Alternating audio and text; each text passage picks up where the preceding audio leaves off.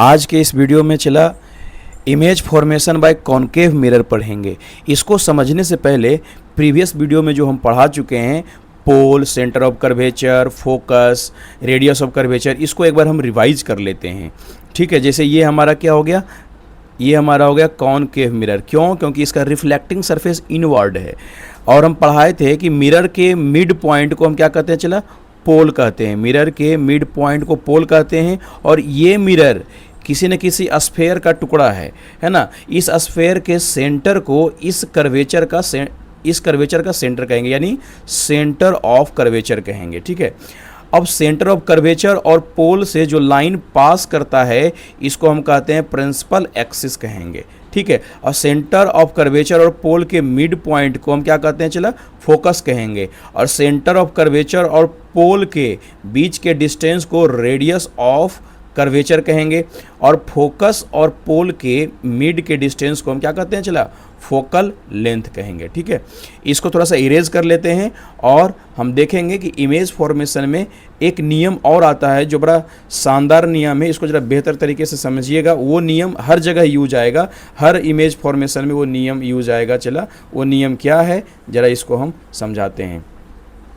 सब main important rule क्या होता है कि अगर कोई किसी भी मिरर से इमेज बनता है तो जहां दो रिफ्लेक्टिंग लाइट आपस में मिलता है इमेज वहीं बनता है। चला जैसे कोई भी मिरर है तो उसमें लाइट इन करेगा और आउट होगा, तो आउट मिनिमम दो रिफ्लेक्टेड रे जिस पॉइंट पर मिलता है इमेज वहीं बनता है। ये मेरा मेन इंपॉर्टेंट रूल हुआ। ठीक है, और हम आगे देखेंगे, पहला कंडीशन देखेंगे कॉनकेव मिरर से इमेज फॉर्मेशन का। पहला कंडीशन देखेंगे, अगर ऑब्जेक्ट इनफाइनाइट पर होगा, अगर ऑब्जेक्ट इनफाइनाइट पर होगा तो हमारा जो इमेज बनेगा उसका पोजीशन क्या होगा, एट फोकस।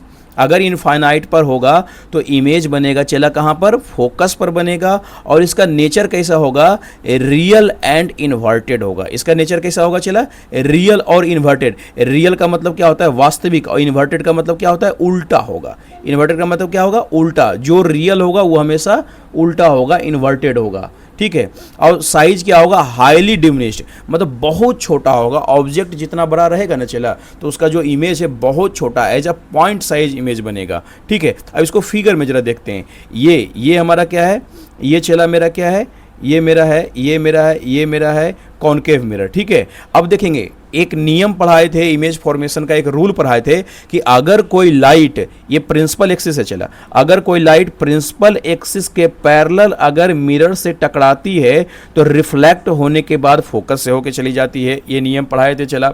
और अभी जस्ट कुछ देर पहले मैंने क्या बताया कि दो रिफ्लेक्टेड रे जहां मिलेगा इमेज वहीं बनेगा। तो देखो ये पहला रिफ्लेक्टेड रे मिरर से टकराया और कहां से होके गुजरा, चला ये फोकस से होके गुजरा। तो दो रे होना चाहिए, तो एक रे और लेते हैं।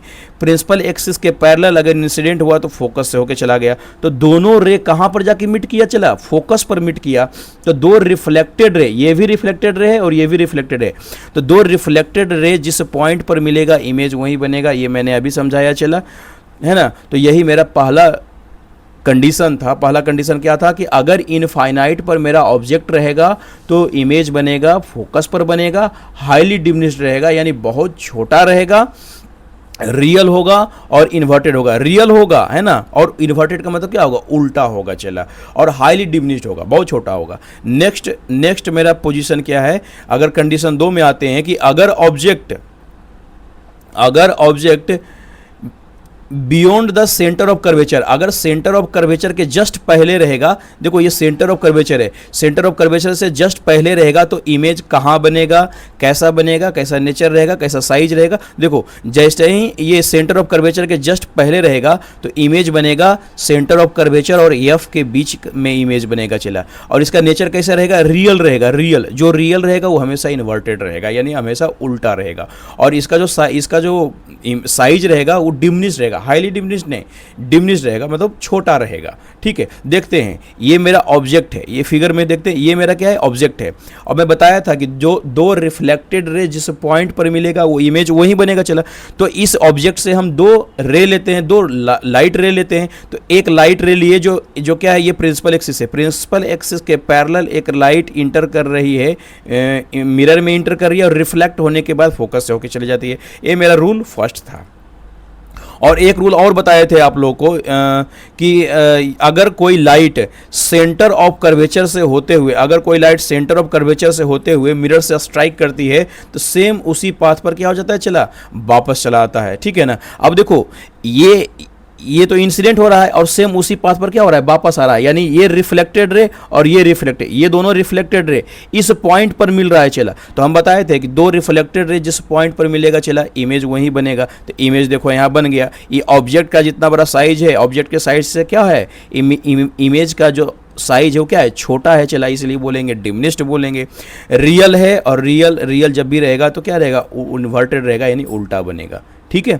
अब कंडीशन 3 देखते हैं। कंडीशन 3 देखते हैं, अगर object when the object is at centre of curvature, most important ये कंडीशन है, अगर सेंटर ऑफ कर्वेचर पर रहेगा तो इमेज कहाँ बनेगा। देखते हैं इसका पोजीशन क्या है। यानी सेंटर ऑफ कर्वेचर पर अगर ऑब्जेक्ट रहेगा तो इमेज सेंटर ऑफ कर्वेचर पर ही बनेगा। और इसका नेचर कैसा रहेगा, रियल रहेगा, इन्वर्टेड रहेगा। अभी मैंने बताया जो रियल रहेगा वो हमेशा इन्वर्टेड रहेगा। देखो सेंटर ऑफ कर्वेचर पर है तो सेंटर ऑफ कर्वेचर पर ही क्या बनेगा, रियल और इन्वर्टेड, यानी जस्ट उल्टा बनेगा। ठीक है। साइज ऑफ ऑब्जेक्ट, ऑब्जेक्ट का साइज और इमेज का साइज, दोनों का साइज क्या रहेगा बच्चों, इक्वल रहेगा। चला, अब देखो मैं भी बताया दो रिफ्लेक्टेड रे जिस पॉइंट पर मिलेगा इमेज वहीं बनेगा। चला, तो देखो एक इंसिडेंट रे इंसिडेंट हुआ, ठीक है, रिफ्लेक्ट होने के बाद कहाँ से होके चला गया, चला फोकस से होके चला गया। एक और नियम बताए थे, अगर कोई लाइट फोकस से होते हुए मिरर से स्ट्राइक करती है तो क्या हो जाता है, प्रिंसिपल एक्सिस के पैरेलल हो जाता है। चला, तो ये देखो ये दोनों यहाँ मिट कर रहा है। ठीक है, ये दोनों रिफ्लेक्टेड रे, देखो एक ये रिफ्लेक्टेड रे और एक ये रिफ्लेक्टेड रे, थोड़ा सा टेढ़ा हो रहा है लेकिन ये दोनों रिफ्लेक्टेड रे यहाँ मिट कर रहा है। तो इमेज क्या बनेगा, चला यही बनेगा। यानी अगर सेंटर ऑफ कर्वेचर पर ऑब्जेक्ट रहेगा तो इमेज भी सेंटर ऑफ कर्वेचर पर ही बनेगा। ऑब्जेक्ट के साइज के बराबर इमेज का साइज रहेगा। Okay, done. ठीक है, नेक्स्ट कंडीशन देखते हैं, अगर when the object between focus and centre of curvature, अगर ऑब्जेक्ट फोकस और सेंटर ऑफ कर्वेचर के बीच रहेगा तो कहाँ इमेज बनेगा, यानी कि सेंटर ऑफ कर्वेचर और फोकस के बीच रहेगा। चला, तो इमेज कहाँ बनेगा, यहाँ देखो उसका पोजीशन क्या होगा, beyond the centre of curvature, यानी सेंटर ऑफ कर्वेचर से क्या बनेगा, पहले बनेगा इमेज। ठीक है, रियल होगा, इन्वर्टेड होगा। अभी मैं बताया रियल तो होगा ही होगा, रियल जब भी रहेगा तो क्या रहेगा, चला इन्वर्टेड रहेगा, यानी उल्टा रहेगा। देखो ये ऊपर है इसका मुँह क्या है, नीचे है, रियल है और इन्वर्टेड है।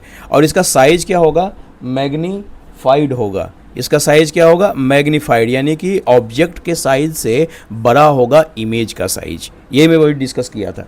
अभी देखते हैं, अभी फिगर में देखते हैं तो ये हमारा क्या है, कॉनकेव मिरर, ये हमारा कॉनकेव मिरर। चला, अभी मैं बताया था कि दो रिफ्लेक्टेड रे जिस पॉइंट पर मिलेगा इमेज वहीं बनेगा। चला, तो देखो ये ऑब्जेक्ट है, ये कि क्या है, चला ऑब्जेक्ट, ये इंसिडेंट रे हो रहा है। इंसिडेंट यानी कि इंसिडेंट हो रहा है, तो जब मैं बताया था कि ये प्रिंसिपल एक्सिस है, ये इंसिडेंट रे है। प्रिंसिपल एक्सिस के पैरेलल अगर कोई इंसिडेंट रे मिरर से टकराती है तो फोकस से होके चली जाती है। तो देखो ये फोकस से होके चली गई। और एक और नियम पढ़ाए थे, चला अगर कोई